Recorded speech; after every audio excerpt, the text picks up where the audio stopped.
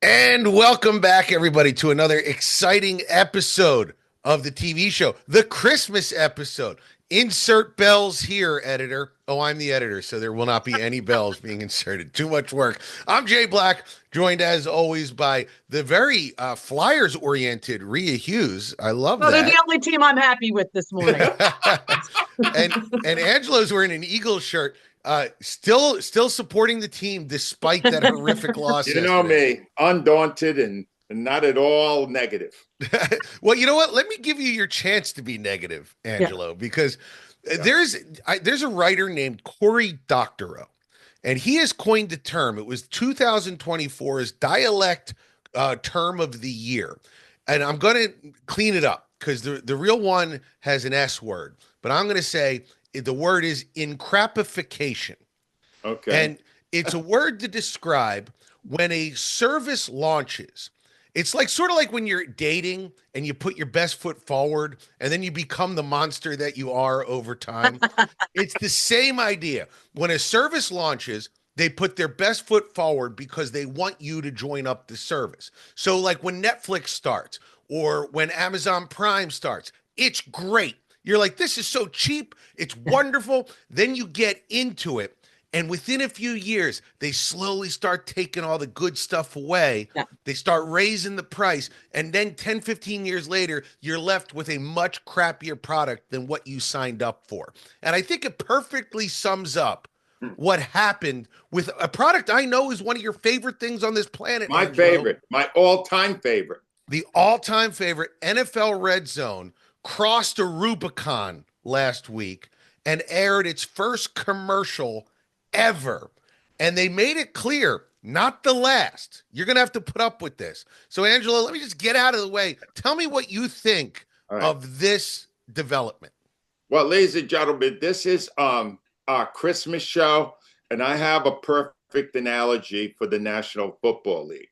They are Ebenezer Scrooge. They never stop chasing the buck.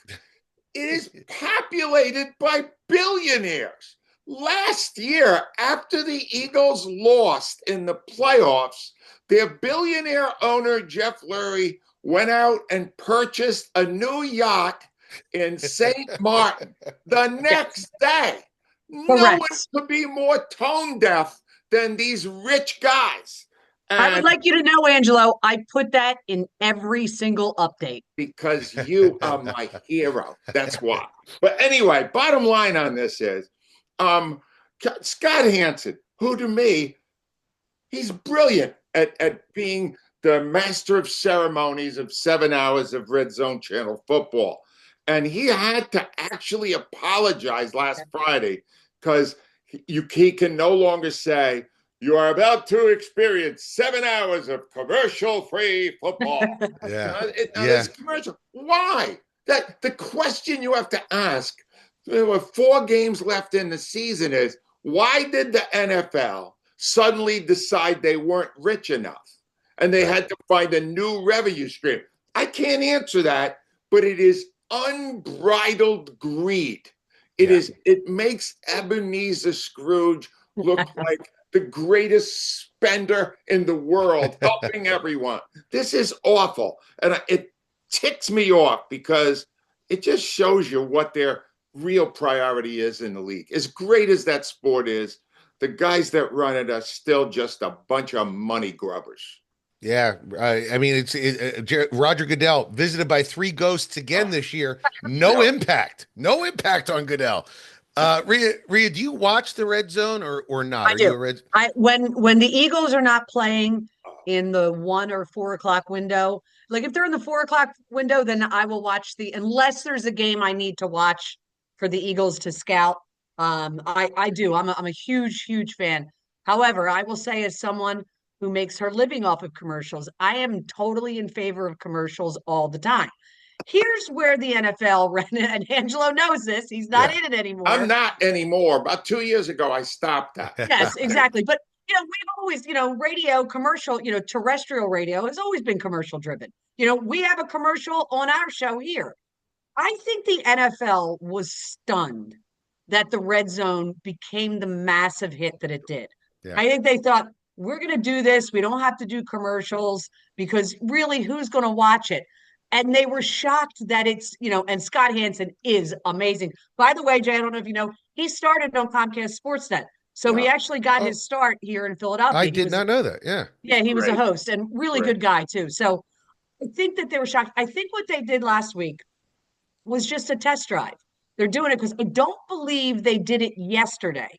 Now I was watching the Eagles game and then I had to do a lot of post game. So I didn't watch any red zone yesterday. I think they're just doing a test drive. They want to see how bad the backlash is. And then they're just going to do it next year. Yeah. So we need backlash. We need negative. Rhea's right about that. But I think Jay is right too. They crossed the Rubicon. I don't think there's any chance now they won't try to jam in more commercials there. And the best part of Red Zone Channel is when you're watching a play and then they're going a commercial in the game. And boom, no commercial, another game. And you go, wow, this is amazing. No more. You watch now, they're going to start. It's just sad. They don't need the money. If you said to them, wow, they're trying to hang on like the USFL was, you could say, these guys are all insanely rich. They don't need this. And you know what, Rhea? I'm with you on commercials. I have no problem. I understand how you get a free product and you get advertising to pay for that product. I'm fine with that. I think where the problem with this is they had what was nearly universally considered a perfect product. Yes. Everybody loved this thing. They could have charged more up front for it if they wanted, and people would have paid. I think it's this thing of like, it reminds me of when they changed the formula of New Coke. Right? Where Jackie Mason had this great bit. Coke had 99% of the market, and somebody woke up one day and said, what if we made our Coke taste like the other 1%? Maybe we should do that. And if that's, I think, where people get upset. It's like, you had this perfect thing. Don't ruin perfection. Everybody loved it, and they ruined it. But yeah, I agree with Angelo. It's a test run. Just like any other abuser, they are pushing the limits to see where they can go. And once it's crossed, they'll keep crossing. Which is good because Jeffrey Lurie needs a new gold-plated anchor for that yacht. It's important. All right. So, Rhea, we were talking last week about Christmas episodes of TV shows. I don't think it happens as much nowadays, but back in the day when we were watching, when they were doing 23 episodes a season, there was always right around December 15th, they would drop the Christmas episode of your favorite show. And I miss that. I do. Like, I was watching Happy Days on TikTok because I'm a lunatic. And it was a 74 Christmas special. And I was like, I miss this. So, Rhea, we said we were going to talk about our favorite Christmas episodes of all time. What was your choice?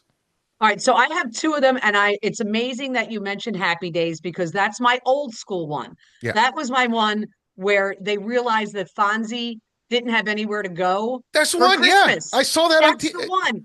He's out there, he's fixing Santa out in the front yard. Then he comes in and he's fixing the lights on the tree. And he keeps saying he's going to his cousin in Waukesha or whatever. Yeah. And, they finally kept say to him, no, stay here. And he's talking to Mr. C. And he says, when did you realize like I didn't have anywhere to go? And he's like, actually, oh God, why am I blanking on the son's name? What's that? Richie figured it out. And then you have Fonzie reading 'Twas the Night Before Christmas, because in our family, we've been doing that since Clark was a baby. And we still do it every year. Like, he's going to do some stuff tomorrow. I'm like, you got to be home because we read 'Twas the Night Before Christmas every Christmas Eve. So I love that. I did a new school one because you're right. It's not done anymore. Right. But a show did it recently to perfection. And it was Ted Lasso in season 2. Great choice. Carol of the Great Bells. Choice. Yeah. They did a nod to Love Actually in it. So you've got Roy and Keeley are trying to find a dentist for their niece on Christmas Day, and they're knocking on doors like Hugh Grant was in Love Actually, trying to find the girl, where she lives. It was totally stolen. Then they did the signs. But Higgins, it's the family dinner at Higgins, who's my favorite character on Ted Lasso. Oh, I love that guy. All of the kids from the team come over. And they keep having to build the table bigger and bigger till they're using like an ironing board and the pool table. And it's just a great, it harkened back for me to what we grew up with, which was those Christmas episodes. Fantastic choices. And the best part of that Happy Days choice is you'll see the mysterious Chuck trimming the tree who went up the stairs at the end of season 1 only to be killed and forgotten about and taken off the show forever. Angela, what was your choice? Yeah, before I do that, Rhea and Jay, a little housekeeping here. When we name these episodes and stuff, see if they're streamed anywhere so we could tell people. And I'll just come to you at the end and say, well, my episodes, you see this one on Peacock, see that one on Paramount, whatever. All right, I got 2 also, and they are also very famous. The first one is almost too obvious. We have already talked about it. It was during the heyday of a great current show, which is no longer in its heyday. I'm talking about The Bear. Episode 6, season 2, 7 Fishes. Greatest ever. Great I can't tell you. I'm getting the older I get, I want the ending to be great. It's important to me now more than ever. And the way they finished out that episode was so shocking and so funny. And Jamie Lee Curtis, all the people who were in it, John Mulaney, it was just such a brilliant episode. And when you watch it, keep in mind that there's no way most of that was scripted. That had to be. It was so spontaneous when they're at this Christmas meal, they were all yelling it.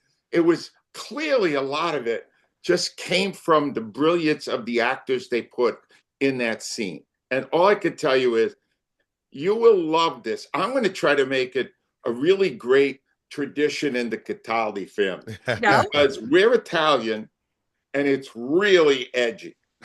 Yes. You sit down, people that don't expect much, and then they see this stuff and they go, what is, the language? Oh, it's great. 7 Fishes. It's on Hulu. All right. And the other one is also famous. Season 9, episode 10. It is not actually a Christmas episode because they refer to the holiday as Festivus. Great choice. Yes. And it is absolutely hilarious because of the great work of Jerry Stiller. Yes. He's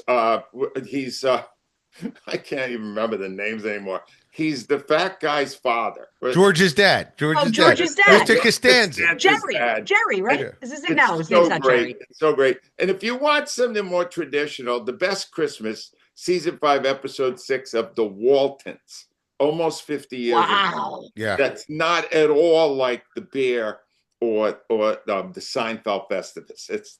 It's nice, hot warm. So if you want that, it's nice. Lots of good ones. My choice, which you can find on Peacock, is The Office, but the British Office. If you remember, they did 2 6-season episodes because, as Rhea says, they know how to stop it when it's done. They don't go overboard there. But then a year later, they came back with a 2-part Christmas special that wrapped up the series with all of the different characters. We got to see where they were after the airing of the documentary and everything that came out. And if you watch, listen, spoiler alert for a 22-year-old show, that the end of the regular season of The Office, Dawn and Tim are separated. She goes to Florida. You get resolution that you didn't think you were going to get. You thought you were going to get a British show where it's just like, hey, life is melancholy. You're never going to get what you want. But then they were like, come on back for Christmas. We'll give you what you want. And if you were watching that in real time like I was, it was like a hammer blow to the brain when you saw that. A great Christmas episode to a great ending to a great series. So The Office, British version, not to step on your toes, Rhea, as our British That's okay. The correspondent. British version I've heard is better because I hated the American one. Yeah, the British version is great. Wow. And you could see the beginning of Ricky Gervais's dominance over the culture at that moment. So great stuff. All right. I woke my son up, my 17-year-old son, I woke him up at 10:30. He looked at me like I betrayed him. I'm gonna open this so he can hear us. Can you hear us? Say something, Rhea. Hello. Hold Hey. on. I got to change the thing so my son can hear. Let me do Could you the audio introduce him here. with his name, Jay? Second. Give us a sense for who this I man am is. bad at this. Here we go. MacBook speakers. Here we go. All right. So I have my son here. Name him. What's his name? This is Keane Black, everybody. Hi, Keane. Oh, Hi, Keane. And Keane is going to listen to our pitches for out of the way Christmas movies. And he's going to watch all three and come back next week to tell us whether or not we chose correctly and who had the best choice. All right. So we'll start with you, Angela, because you said you have a guaranteed winner. Yes, I do, but I did not follow the rules, which Rhea will tell you was always me. I wanted to find a way to get this onto our Christmas show because I know Keane will go nuts and will love it. And I want to win this contest. Keane, would it interest you if it was a story about a guy who always was mean to people, and then they decided to really give him a laugh, and then they did a little bit of a takeoff on A Christmas Carol, and they looked back at their own lives and how great Christmas is, and they realized that their Christmases were not great, and that in the case of one, his parents were both career criminals, and they taught him how to break into people's houses and steal their gifts. And then there was another one whose mother was boozed out and coked up, and then there's a scene with Santa Claus and a snowblower. And I will just say, it's one of the most graphically violent things I've ever seen. Oh my God. no, And it is. I'm all ears. Does this sound good to you, Keane? This sounds amazing. Thank you. It is season 6, episode 9 of It's Always Sunny in Philadelphia. Oh my God. Great It's show. it's like over an hour, so it's like a movie, Jay. I think it fits. Yeah. And it is so not Christmas that Keane will. Keane, you'll have your friends watching this. It's really, really awful, and you will love it. And do you watch Always Sunny? No, I watched a couple episodes. But this is a great introduction for you. I love that. Definitely, I'll watch that with you. I haven't seen that in forever. It's great. Oh, all right. Well, Angelo is in the front running here. That is a great choice. Rhea, let's see what you got. All right, Keane, do you like black comedies? I do love black comedies. I'm going to win this very easily. This movie is your most unusual of all Christmas movies. It's called The Ref from 1994, starring Dennis Leary, who I believe, Jay, it was his first major starring role in a movie. He had just really popped on MTV, and I remember going to see this in the theater solely for Dennis Leary because he was such a hot comic at the time. So he, what it is, Keane, is he's a burglar who takes this kind of wealthy Connecticut family couple hostage in their house on Christmas Eve. Unfortunately, what he hasn't factored in is this couple despises each other. I mean, they hate each other so bad. It's Kevin Spacey and Judy Davis, who's an Australian actress who's very good. I've previewed her in a couple of things. So he takes them hostage, ties them up in their house, but he can't get over their bickering.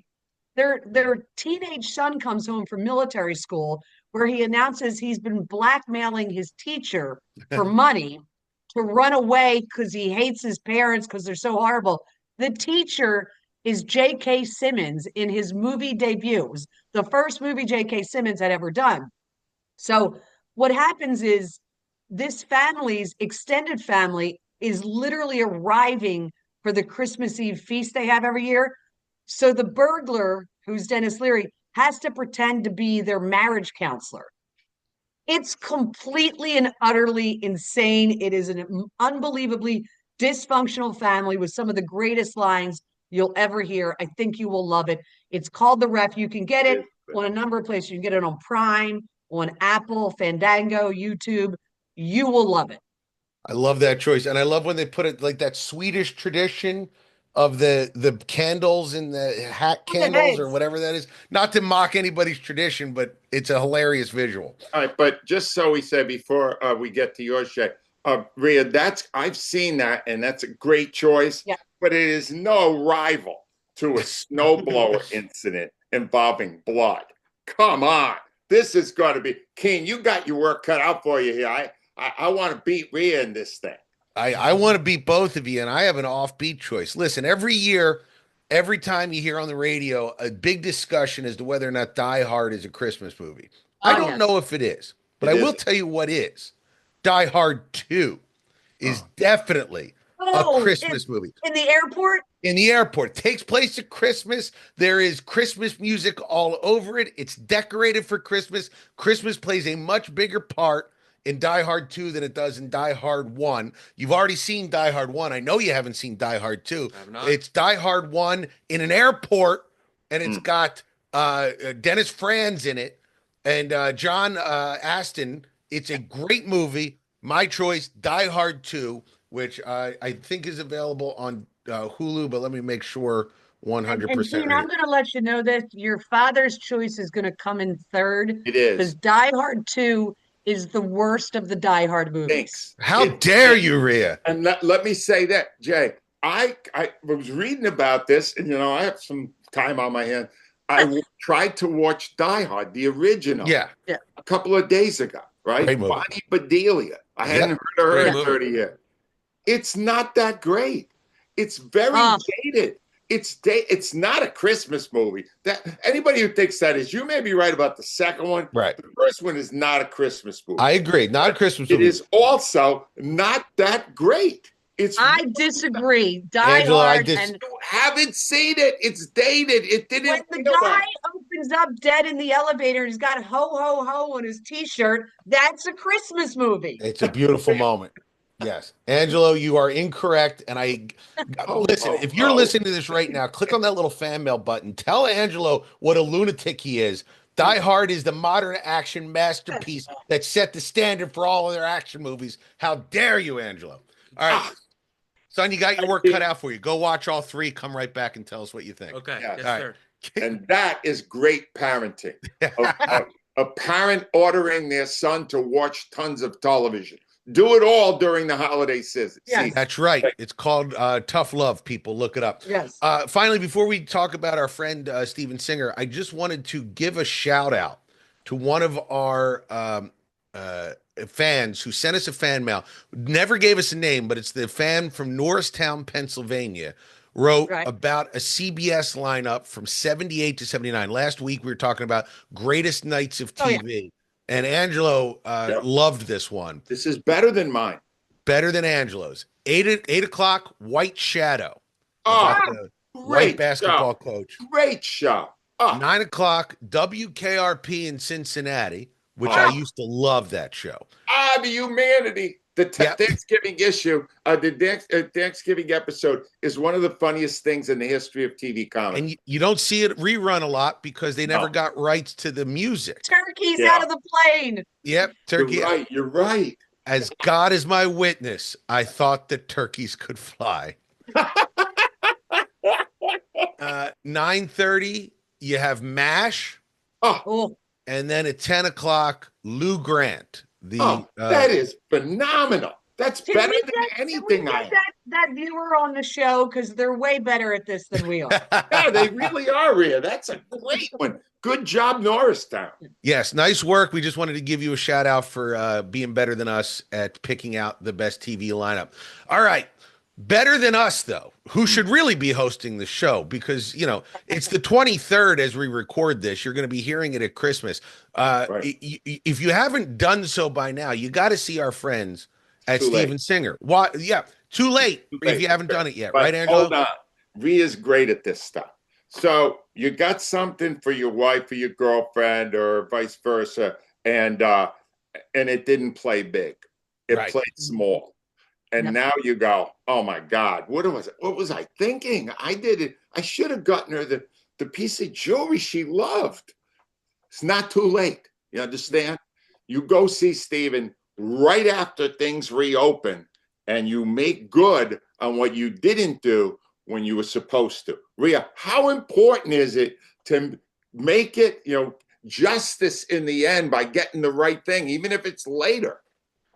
It's going to cost you a little bit more. I'm just telling you, if you screw up at Christmas, you're going to have to get something. But if Steven Singer won't cost you that much because he doesn't do sales, because all of his stuff is available at the absolute price it should be. And you can, like, if she opens up something and you get the stink eye, just go, when Steven Singer opens on Thursday, we're going there. And I'm going to make this all right. That's 100% right, Rhea. And we all know the look when we struck out. Yes. You could still fix it. Here, I'll do it right here. Yeah, if you're listening to this right now and you're looking at a wrapped vacuum cleaner and an angry wife, now's the time to head out. Oh, your wife didn't like that gym membership you got her, huh? Can I give you a funny little story?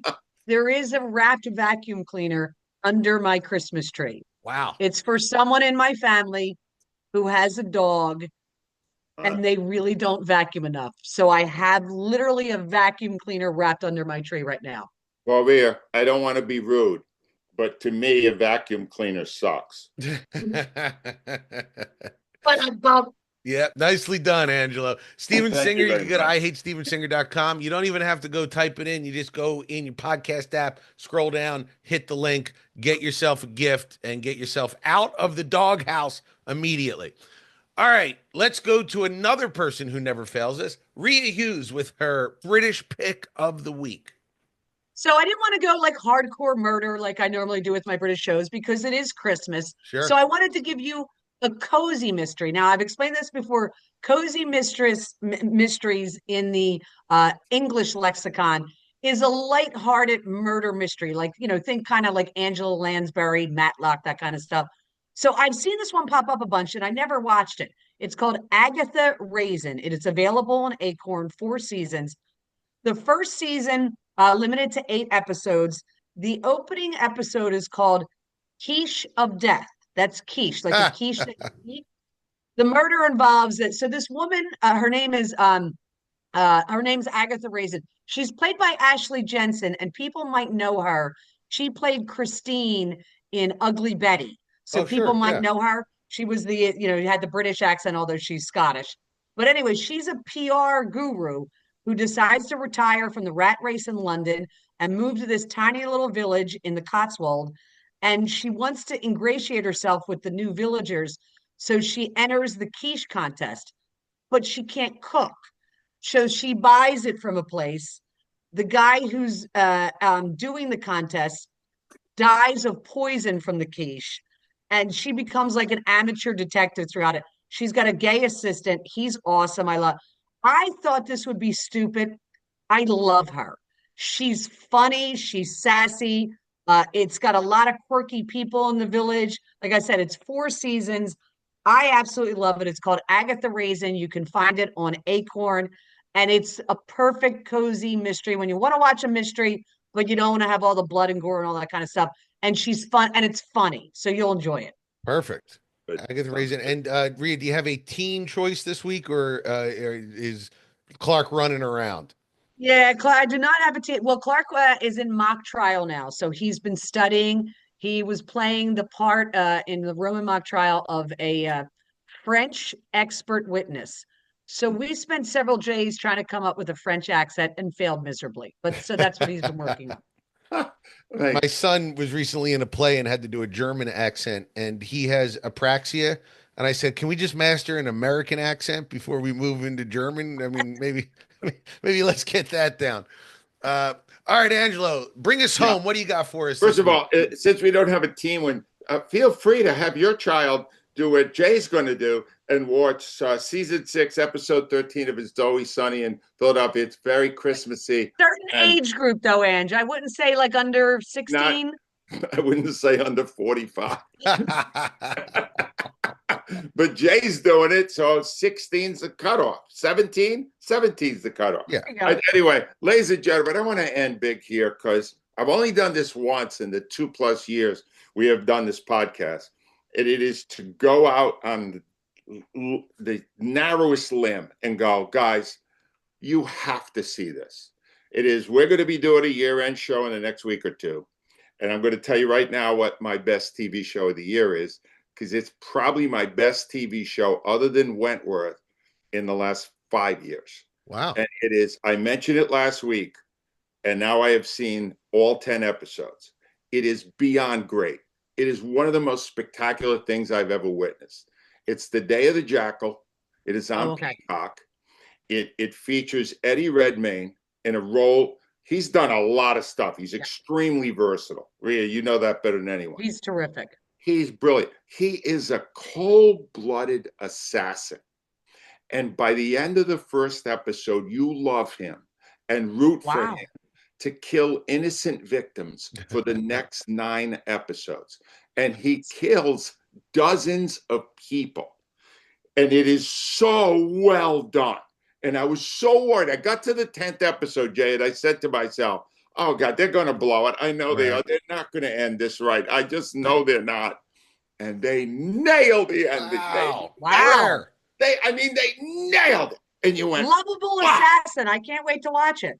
Rhea, it's so good. And the thing about it is the very first scene will grab you and not let you go. If you have time on this holiday week off for a lot of people, Peacock, we were talking about commercials earlier. They didn't even bother me. They gave me time to process how much great stuff was happening on the screen. I don't understand how this isn't in all the critics' lists, one of the top 5 shows. Makes no sense to me because this is the best thing I've seen on TV in years. Wow. Day of the Jackal, you got to look at it and give us feedback because I need some buzz going for this being the Emmy winner. It's the best show. Oh, and done so well. Exotic locales, beautiful women, controversy. Oh, it's got everything. It's so good. I love that. You guys got to watch it, and then send us a recap or how you feel about it. And by the way, if you've ever wondered, if you don't watch this on YouTube, when Rhea said, lovable assassin, got to love that, you might picture her punctuating that with a sip of wine. 100% correct. That's how she did it. Just like TV. Lovable assassin. Glug. Perfect. Angelo, what did we talk about this week? All right. If you want to see the Red Zone channel, which is what we started with, check your local listings on Comcast. It's 861. All right. The favorite Christmas episodes. The Beer Seven Fishes. You could see season 2, episode 6 on Hulu. Seinfeld, season 9, episode 10 is Festivus. Check it out. That's on Netflix. Rhea, you had some here. What was your favorite? So Happy Days is available on YouTube. The one that I was talking about is season 2. It's episode 11. And then the Ted Lasso, it's Carol of the Bells. That is season 2, episode 4. And that is on Apple TV. And Jay, what do you got? So mine was The Office, which is available on Peacock. All right, great. Then we were asked to pitch a show for Keane to watch, movies mostly, but I went with the show It's Always Sunny in Philadelphia, episode 13 of season 6. That is their Christmas episode with tons of blood. What is yours on that one, Rhea? I went with The Ref, 1994, Dennis Leary, which is on Netflix. And by the way, I went back and found Robert Ebert's review of it. 3 out of 4 stars he gave it. Yeah, Roger Ebert. It's good. He's good. That Dennis Leary, man, he's fantastic. Good. What a run. Jay? Mine was Die Hard 2, which is available in a million different places, but Hulu is probably your best bet. Okay, and then on a British thing, try Agatha Raisin on Acorn, and please try Day of the Jackal on Peacock. It's so great. That's all we got today. We cover a lot. This is the fastest half hour you're going to listen to. You get 9,000 different choices every week, and we break it down for you. And we just got to say, if you celebrate Christmas, this is going to drop on Christmas. So we hope it's a nice little treat for you, and maybe a retreat from your terrible family, or maybe it's the way that you gather around, like the 40s when you would listen to FDR on the wireless. You could all listen to this together. But we really appreciate you listening. Please keep rate and review us on podcast, whatever platform you like. Send the word out to as many people as you can. Make sure you visit our sponsor, Steven Singer. Go to AngeloCataldi.com or Amazon.com or Audible.com to get his memoir, Loud. And guys, we'll be back with a year-end in review next week on the TV show. See you later, folks.